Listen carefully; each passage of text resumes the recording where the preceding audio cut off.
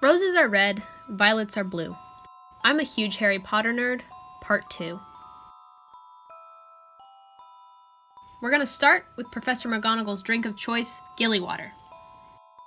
So first we're going to start with a cucumber. This isn't a usual addition to Gillywater in the 3 broomsticks, but I think it adds a nice freshness to it. I used a peeler to make thin ribbons, and then I cut them into strips. Grab your gillyweed. I've also heard this be called mint, but I think that might just be a California thing. Anyway, put your cucumber in your pitcher, then rub the gillyweed in between your fingers to release its flavor. Fill your pitcher with water and then give it a little swirl. If you want the flavors to really infuse the water, give it a couple hours in the fridge. Then get yourself a glass of ice and pour your Gillywater in. My favorite thing about this drink is how it starts to shimmer when it hits the ice. It's very pretty to watch it happen. You can garnish it with more cucumber or mint, and then you're all set. Okay, I'll tell you how I did it. I put a little luster dust on the ice before I put the Gillywater in. It's kind of like edible food glitter, I don't know. I bought it at a craft store a few months ago, and I finally have a reason to use it. It's not required, but it makes it look really magical. So there's your beautiful and refreshing Gillywater. This is also a favorite of Luna Lovegood, but she orders hers with a cocktail onion on a stick. Now for the Pumpkin Pasties. Harry is first acquainted with these on his first ride on the Hogwarts Express.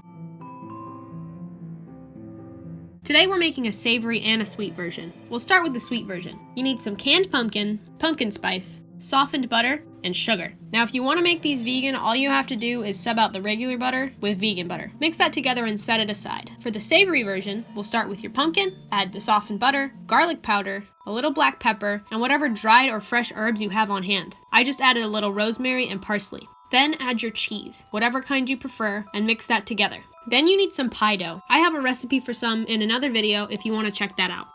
Canned croissant dough or puff pastry will also work for these guys. Just dust your board with flour and then roll that out to about 1/8 of an inch thick. Then you need something to cut circles out of it. I used the lid of a mason jar, but I'm guessing it was about 3 inches in diameter, so just use something similar to that. Once those are cut out, put about a tablespoon of your filling into it, fold it over, and pinch the edges closed. Then put it on your baking sheet lined with parchment and crimp the edges with a fork to make sure they're sealed. Brush the tops with milk or egg wash and bake them for about 15 to 20 minutes at 400 degrees or until they're nicely browned around the edges. I would recommend having some sort of system to know which is sweet and which is savory, because I did not and I have no idea which is which now. So Honeyduke's is closed, and I don't think that they're taking online orders, so we'll have to make our own magical sweets. Today, we'll make acid pops, but be careful because they'll burn a hole through your tongue if you're not. Add your sugar, corn syrup, and water to your pot. Put that on the stove and give it a stir. Once it's combined, turn your heat onto medium. Don't stir it from this point on because we don't want to crystallize the sugars. Once it's boiling, brush the sides of the pans down with some water. This is also to avoid crystallization.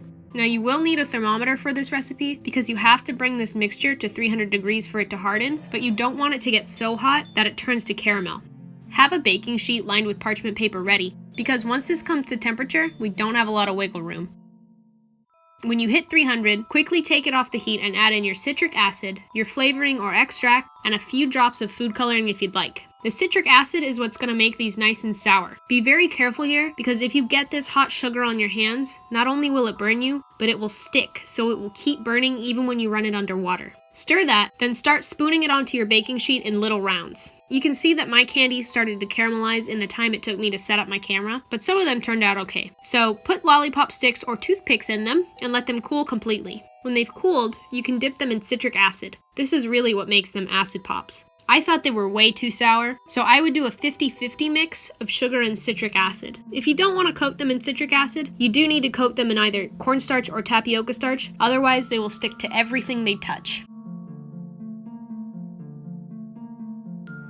So these recipes are a pretty simple way to make quarantine feel a little more magical.